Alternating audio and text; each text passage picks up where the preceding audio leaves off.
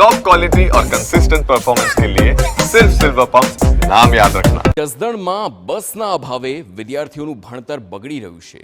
7 એવા ગામ જસદણના છે જ્યાં બસના અભાવે રીતસર વિદ્યાર્થીઓ હાલાકી ભોગવી રહ્યા છે। છેલ્લા 30 વર્ષમાં એસટી બસ અહીં પહોંચી જ નથી। એ ગામોની વાત કરીએ તો વીરપર, રાણીંગપર, રણજીતગઢ, બોગરાવદર, અધિયા, રાજા વડલા ગામમાં એસટી બસની સુવિધા નથી। ગામના વિદ્યાર્થીઓને માધ્યમિક અને ઉચ્ચ માધ્યમિક શાળાના અભ્યાસ માટે તાલુકા મથકે જવું પડે છે, પરંતુ આ ગામમાં બસ જ ના આવતી હોવાથી વિદ્યાર્થીઓ રીતસર હાલાકી ભોગવી રહ્યા છે।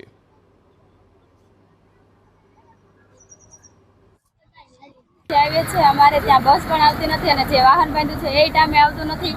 અમારા ગામમાં છેલ્લા ઘણા વર્ષોથી કોઈ દિવસ અમે બસ જોઈ જ નથી અને અમારે ત્યાં બસ ના આવવાથી વાહન ન મળતા કેટલાક વિદ્યાર્થીઓ અમારી સાથે ભણતા એને ભણવાનું પણ છોડી દીધું છે। આ કારણે અમારે ત્યાં બસની ખૂબ જ જરૂર છે, તો અમારે એ જ વિનંતી કે અમારા ગામમાં પણ બસ આવે। મેં ક્યારેય બસ તો અમારા ગામમાં જોયો જ નથી અને રિક્ષા બંધાવી તો એ ટાઈમે આવે ન આવે એટલે અહીંયા સર અમને બહાર ઉભા રાખે।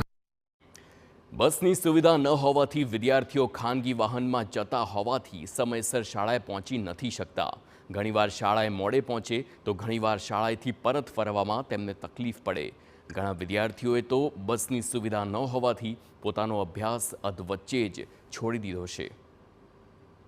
હું 9મા ધોરણમાં ભણતી હતી, બસના કારણે અભ્યાસ છોડવો પડ્યો।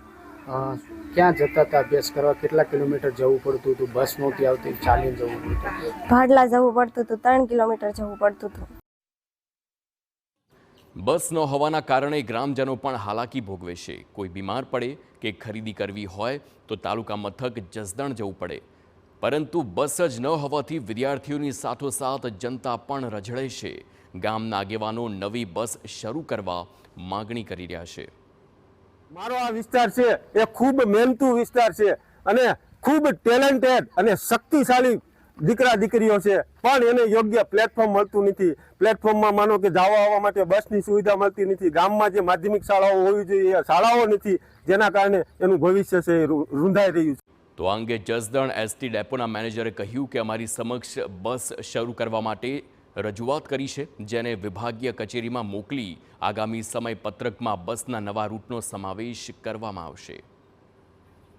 તો મનસુખભાઈ સાકરિયા છે, એમણે આ રજૂઆત કરેલી છે, બરાબર લેખિતમાં આપેલું છે કે આ ભાડલા વિસ્તારના 5-7 ગામ છે તેમાં છેલ્લા 30 વર્ષથી બસ નથી આવતી એવી।